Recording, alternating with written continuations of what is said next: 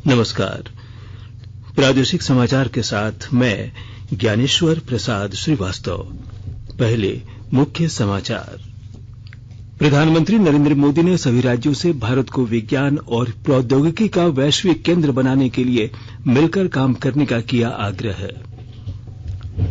गिरिडीह जिले के नक्सल प्रभावित डुमरी प्रखंड के 5 गांव में तांबा का भंडार मिलने की पुष्टि, ग्रामीणों में जगी रोजगार बढ़ने की उम्मीद। झारखंड सरकार ने ब्रिटेन की महारानी एलिजाबेथ द्वितीय के निधन पर कल 1 दिवसीय राजकीय शोक मनाने का लिया निर्णय। और रांची स्थित प्रोजेक्ट भवन में 14 सितंबर को मंत्रिपरिषद की होगी बैठक, कई महत्वपूर्ण प्रस्तावों पर मुहर लगने की संभावना। और अब समाचार विस्तार से। प्रधानमंत्री नरेंद्र मोदी ने सभी राज्यों से अमृतकाल में भारत को विज्ञान और प्रौद्योगिकी का वैश्विक केंद्र बनाने के लिए मिलकर काम करने का आग्रह किया है। उन्होंने आज वीडियो कॉन्फ्रेंसिंग के माध्यम से अहमदाबाद की साइंस सिटी में 2 दिन के केंद्र राज्य विज्ञान सम्मेलन का उद्घाटन करने के बाद यह बात कही। इस अमृतकाल में भारत को रिसर्च और इनोवेशन का ग्लोबल सेंटर बनाने के लिए हम सबने एक साथ मिलकर के अनेक मोर्चों पर काम करना है। अपनी साइंस और टेक्नोलॉजी से जुड़ी रिसर्च को हमें लोकल स्तर पर लेकर जाना है। आज समय की मांग है कि हर राज्य अपनी स्थानीय समस्याओं के हिसाब से स्थानीय समाधान तैयार करने के लिए इनोवेशन पर बल दे। प्रधानमंत्री ने कहा कि आज का नया भारत जय जवान, जय किसान, जय विज्ञान और जय अनुसंधान के मंत्र के साथ आगे बढ़ रहा है। श्री मोदी ने कहा कि सरकार के प्रयासों से भारत वैश्विक नवाचार सूचकांक में 46वें स्थान पर पहुंच गया है, जबकि 2015 में यह 81वें स्थान पर था। सरकार के प्रयासों से आज भारत ग्लोबल इनोवेशन इंडेक्स में 46वें स्थान पर है, जबकि 2015 में 81 नंबर पर था। इतने कम समय में हम 81 से 46 तक आए हैं, लेकिन यहां रुकना नहीं है, अभी और ऊपर जाना है। आज भारत में रिकॉर्ड संख्या में पेटेंट हो रहे हैं, नए नए इनोवेशन हो रहे हैं। आज इस कॉन्क्लेव में इतने सारे स्टार्टअप साइंस के सेक्टर से हमारे यहां आए हैं। देश में स्टार्टअप की लहर बता रही है कि बदलाव कितनी तेजी से आ रहा है। इस दौरान गुजरात के मुख्यमंत्री भूपेंद्र पटेल, राज्य के विज्ञान और प्रौद्योगिकी मंत्री जीतूभाई वघानी और प्रधान सचिव पंकज कुमार के अलावा अन्य गणमान्य लोग उपस्थित थे। सम्मेलन में राज्यों और केंद्र शासित प्रदेशों के मंत्री, विज्ञान तथा प्रौद्योगिकी मंत्रालय के वरिष्ठ अधिकारी, उद्योग प्रतिनिधि, गैर सरकारी संगठन, युवा वैज्ञानिक और विद्यार्थी भी शामिल हुए। गिरिडीह जिले के नक्सल प्रभावित डुमरी प्रखंड के 5 गांव में तांबा का अकूत भंडार मिला है। झारखंड सरकार ने हैदराबाद की एक कंपनी MSPL को नक्सल प्रभावित डुमरी के गांव में खनिजों की खोज का जिम्मा सौंपा था। इस कंपनी ने कई स्थानों पर भूगर्भीय जांच की। जांच में इस इलाके में प्रचुर मात्रा में तांबा के मिलने की पुष्टि हुई। इस खबर से स्थानीय लोग बेहद खुश हैं। डुमरी के अंचल अधिकारी धनंजय गुप्ता ने बताया कि 5 गांव के लगभग 500 एकड़ जमीन में तांबा मिलने की जानकारी मिली। कर्मचारी भविष्य निधि संगठन EPFO ने देश के असंगठित क्षेत्र के कामगारों के लिए यूनिवर्सल पेंशन योजना का प्रस्ताव तैयार किया है। इसके तहत 15,000 रुपए प्रति माह से कम वेतन वाले कामगारों को हर महीने कम से कम 3,000 रुपए पेंशन मिल सकेगी। यह पेंशन योजना व्यक्तिगत योगदान पर आधारित होगी, जिसमें 60 साल की उम्र के बाद कामगारों को पेंशन का लाभ मिलेगा। इस योजना के लागू होने से करोड़ों कामगारों को फायदा होगा। झारखंड सरकार ने ब्रिटेन की महारानी एलिजाबेथ द्वितीय के निधन पर दुख व्यक्त करते हुए 11 सितंबर को उनके सम्मान में 1 दिवसीय राजकीय शोक मनाने का निर्णय लिया है। इस संबंध में भारत सरकार के दिशा निर्देश के आलोक में यह निर्णय लिया गया। 11 सितंबर को झारखंड के सभी भवनों, जहां नियमित रूप से राष्ट्र ध्वज फहराए जाते हैं, पर राष्ट्रीय ध्वज आधे झुके रहेंगे। किसी भी प्रकार के राजकीय समारोह का आयोजन नहीं किया जाएगा। इस संबंध में मंत्रिमंडल सचिवालय और समन्वय विभाग ने राज्य के सभी प्रमंडलीय आयुक्त, उपायुक्त, वरीय पुलिस अधीक्षक और पुलिस अधीक्षक को दिशा निर्देश जारी किया। झारखंड मंत्रिमंडल की बैठक रांची स्थित प्रोजेक्ट भवन में 14 सितंबर को होगी। बैठक में कई महत्वपूर्ण प्रस्तावों पर मुहर लगने की संभावना है। बता दें कि हाल के दिनों में कैबिनेट में हेमंत सरकार ने पुरानी पेंशन बहाल करने सहित कई अहम निर्णय लिए हैं। इसके अलावा कई विभिन्न संगठन के सदस्यों ने सीएम से मुलाकात की थी। इस दौरान उन्होंने मांगों को लेकर कई आश्वासन दिए हैं। आकाशवाणी अनूठी पहल के साथ स्वतंत्रता के 75 वर्ष का उत्सव मना रहा है। इसका शीर्षक है आजाद भारत की बात आकाशवाणी के साथ।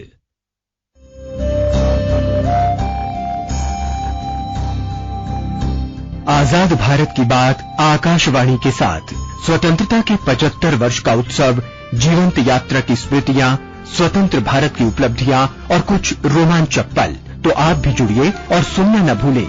15 अगस्त से प्रतिदिन हमारे एफएम गोल्ड 100.1 और दूसरे चैनलों पर आजाद भारत की बात आकाशवाणी के साथ। साहिबगंज में इस महीने की 15 तारीख से जिले में पल्स पोलियो अभियान का SNID ग्राउंड शुरू किया जाएगा, जहां बूथ लेवल एक्टिविटी की जाएगी और अगले 2 दिनों तक घर घर जाकर 0 से 5 साल तक की आयु के सभी बच्चों को पोलियो की 2 बूंद दवा पिलाई जाएगी। बैठक के दौरान उपायुक्त ने रूटीन इम्यूनाइजेशन की समीक्षा करते हुए 22 जुलाई से 9 सितंबर तक RI मॉनिटरिंग में पाई गई समस्याओं की जानकारी ली। आकाशवाणी के ताजा तरीन समाचारों के लिए आप हमारी वेबसाइट newsonair.com पर लॉग इन कर सकते हैं। ताजा समाचार Twitter handle @AIR news alerts और Facebook page All India Radio news पर भी उपलब्ध है।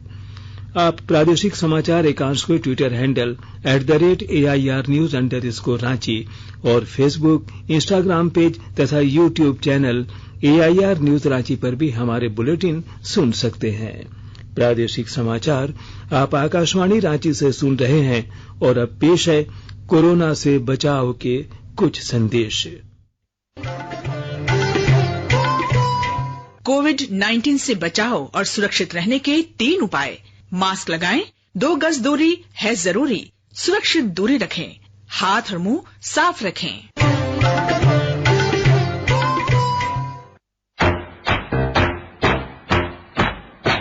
चलो मिलकर एक शुरुआत करें, चलो एक फैसला आज करें, मास्क नहीं तो टोकेंगे, कोरोना को रोकेंगे, चलो एक वादा करते हैं, चलो एक वादा करते हैं, मास्क नहीं तो टोकेंगे, कोरोना को रोकेंगे। भारत सरकार द्वारा जनहित में जारी। प्रादेशिक समाचार में आपका फिर से स्वागत है। झारखंड के वर्तमान डीजीपी नीरज सिन्हा के कार्यकाल समाप्त होने के बाद नए डीजीपी बनाने के लिए कवायद शुरू हो गई है। गृह विभाग ने झारखंड पुलिस के 6 आईपीएस अधिकारियों की सूची संघलोक सेवा आयोग यूपीएससी को भेज दी है। इनमें एसएन प्रधान, अजय कुमार सिंह, अनिल पाल्टा, अनुराग गुप्ता, प्रशांत सिंह और आरके मल्लिक का नाम शामिल है। बता दें कि वर्तमान डीजीपी नीरज सिन्हा 11 फरवरी 2023 तक अपने पद पर बने रहेंगे। देवघर हवाई अड्डा विवाद मामले की जांच अब सीआईडी करेगी और ब्यौरा दे रहे हैं हमारे देवघर संवाददाता।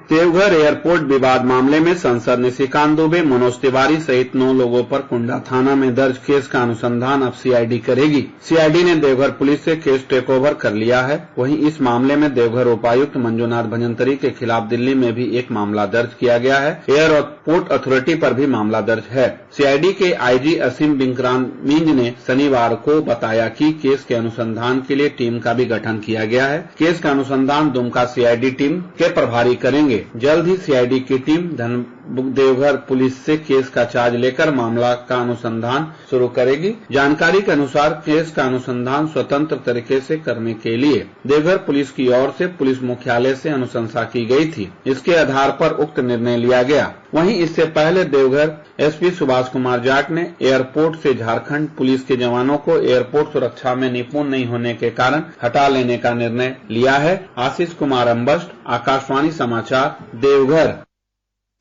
साहिबगंज में उपायुक्त रामनिवास ने आज समाहरणालय परिसर से एलईडी पोषण जागरूकता रथ को हरी झंडी दिखाकर रवाना किया।